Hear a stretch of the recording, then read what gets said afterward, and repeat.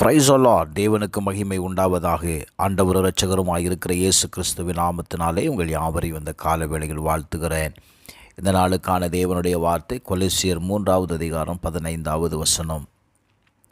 தேவ சமாதானம் உங்கள் இருதயங்களில் ஆழக்கடவது.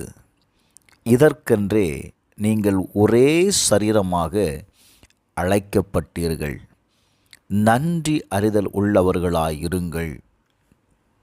எனக்கு அன்பானவர்களே, அப்போஸ்தலனாகிய பவுல் கொலோசியர் எழுதின நிருபத்தில் சொல்லும்போது,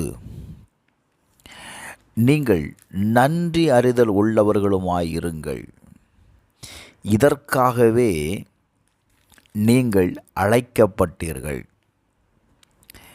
இந்த 8வது மாதத்தினுடைய கடைசி நாளில் நாம் கடந்து வந்திருக்கிறோம். இந்த நாளில் நாம் தேவனுக்கு நன்றி உள்ளவர்களாயிருப்போம். நாம் நன்றிகளை தேவனுக்கு சொல்லும்போது நம்முடைய இருதயத்தில் தேவனுடைய சமாதானம் ஆளுகை செய்வதை நீங்கள் பார்க்க முடியும். ஒரு சில நிமிடங்கள் எடுத்து இந்த மாதம் முழுவதும் ஆண்டவர் உங்களுக்கு என்ன செய்தாரோ அவைகள் எல்லாவற்றிற்காகவும் ஆண்டவரை ஸ்தோத்தரியுங்கள். எபேசியர் 5:20 சொல்லுகிறது, நம்முடைய கர்த்தராகிய இயேசு கிறிஸ்துவின் நாமத்தினாலே எப்பொழுதும் எல்லாவற்றிற்காகவும் பிதாவாகிய தேவனை ஸ்தோத்தரித்து என்று எழுதப்பட்டிருக்கிறது. ஆண்டவர் நமக்கு செய்த காரியங்கள் எத்தனையோ ஏராளங்க. இயேசு கிறிஸ்துவின் மூலமாய் நாம் தேவனிடத்தில் எதை பெற்றிருக்கிறோம்? சமாதானத்தை பெற்றிருக்கிறோம்.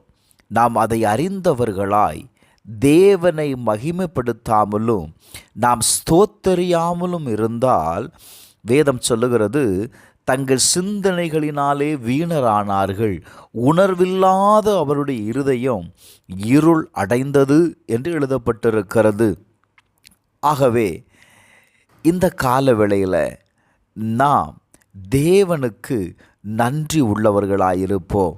தேவனுக்கு நன்றி உள்ளவர்களாயிருப்பது என்றால் என்ன? தேவன் நமக்கு செய்த எல்லாவற்றிற்காகவும் தேவனுக்கு நாம் ஸ்தோத்திரங்களை செலுத்த வேண்டும். எனக்கு அன்பானவர்களே, வேதம் சொல்லுகிறது, எபிரெயர் 13:15 வாசிக்கும்போது, அவருடைய நாமத்தை துதிக்கும் உதடுகளின் கனியாகிய ஸ்தோத்திர பலியை அவர் மூலமாய் எப்பொழுதும் தேவனுக்கு செலுத்த கடவோம்.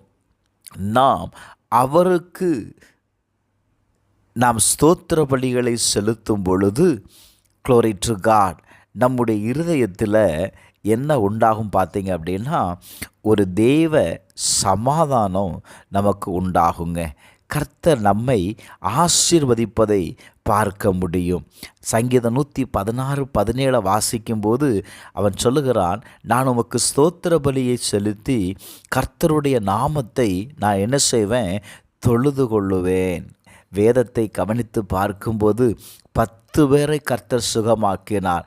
ஆனால் ஒருவன் மாத்திரம் கடந்து வந்து தேவனுக்கு நன்றி உள்ளவனாயிருந்தான். கர்த்தர் எதிர்பார்க்கிறாருங்க, தம்முடைய பிள்ளைகள் அவருக்கு நன்றி செலுத்த வேண்டும் என்று கர்த்தர் எதிர்பார்க்கிறார். நன்றாக கவனியுங்கள்.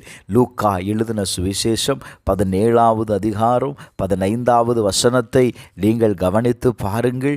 அவர்களில் ஒருவன் தன் ஆரோக்கியமானதை கண்டு திரும்பி வந்து உரத்த சத்தத்தோடு தேவனை மகிமைப்படுத்தினார். அவருடைய பாதத்திலே முகங்குப்புற விழுந்து அவருக்கு ஸ்தோத்திரம் செலுத்தினான்.